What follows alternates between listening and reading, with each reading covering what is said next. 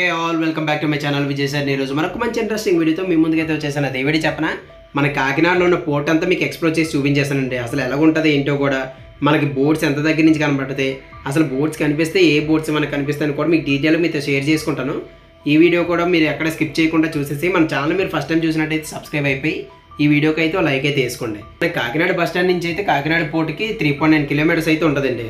అదే మనకి railway station నుంచి అనుకోండి 5 కిలోమీటర్లు మాత్రమే ఉంటుంది. మనకి కాకినాడ పోర్ట్ మొదలైంది అయితే 1 ఏప్రిల్ 1999 అండి.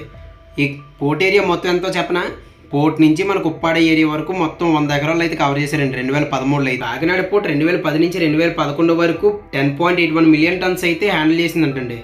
అది ఏంటి, ఈ ఫిషింగ్ అవ్వచ్చు, రా మెటీరియల్స్ అవ్వచ్చు, ఎక్సెట్రా మొత్తాన్ని కూడా చూసినా కదా. మాటలోనే కాకినాడ పోర్ట్లోకి ఎంటర్ అయిపోయి గేట్ అయితే వచ్చింది. ఆ గేట్ దగ్గరికి వెళ్ళి గార్డెన్ అడిగితే లేదంటే ఆథరైజ్డ్ పర్సన్స్ మాత్రం ఎలా చేస్తాం, మిగతా వాళ్ళు బయట వాళ్ళు అయితే ఎలా చేయమన్నాడు.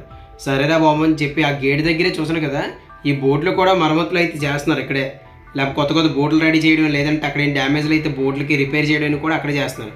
సరే నువ్వు పంపించపోయారు బాబు అని చెప్పి అలా మాట్లాడుకుంటూ ఒక అతను అన్నాడు, కొద్దిగా ముందుకు వెళ్ళంటే అక్కడ పంపిస్తారేమో, అక్కడ కూడా బోట్లు అవి రెడీ చేస్తూ ఉంటారని చెప్పి అన్నారు.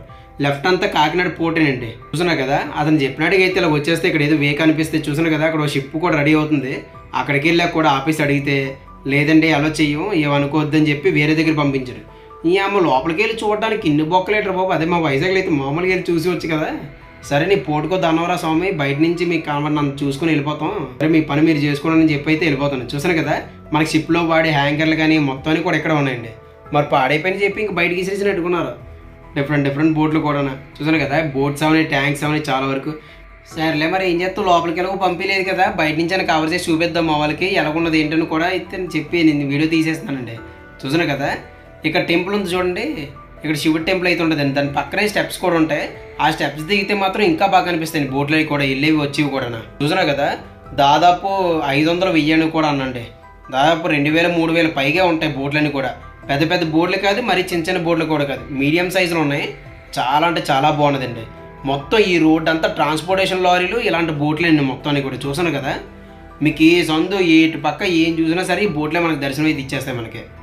చూడండి ఎన్ని బోట్లు ఉన్నాయో, ఓ పక్క అంతా సన్ రైజ్, ఓ పక్క అంతా బీచ్ వ్యూలో బోట్లు వెళ్తుంటే మరి మామూలుగా ఉంటుంది. సరే ఈ పాయింట్ దగ్గర చూపించాం సేమ్ ఇలాంటి ఇంకా ఓపెన్ ప్లేస్ ఏమైనా వస్తే ఇంకా బాగా కనిపిస్తాయి కదా బోట్లు, మిగతా బోట్లు కూడా చూపిద్దాం అని చెప్పి అయితే వెళ్ళిపోతున్నానండి.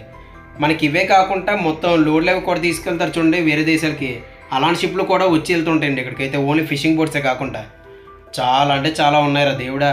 మీరు ఇంకా ఈ వీడియోలో చూడడం కానీ రియల్గా మీరు ఈ రోడ్డుకి వచ్చేయండి, పోర్టుకి అయితే వెళ్ళొద్దు. కానీ ఆడ ఎలా చేయకపోని, ఒకవేళ అలో చేస్తే వెళ్ళండి, ఒకవేళ అలో చేయకపోయినా సరే ఇక్కడికి వచ్చి అయితే ఈ బోర్డుల షో అయితే చూసేయండి.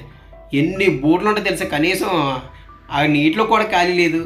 ఏదో రోడ్డు పక్కన షాపింగ్ మాల్కి వెళ్తే పార్కింగ్ మనకి ఎంత ఇబ్బంది ఉంటుంది బళ్ళు పెట్టుకోవడానికి, అంత దారుణంగా చూస్తున్నారా. ఈ వీడియోలో చూస్తే మీకే అర్థమవుతుంది అనుకోండి ఎన్ని బోట్లు ఉన్నాయి ఏంటో కూడా.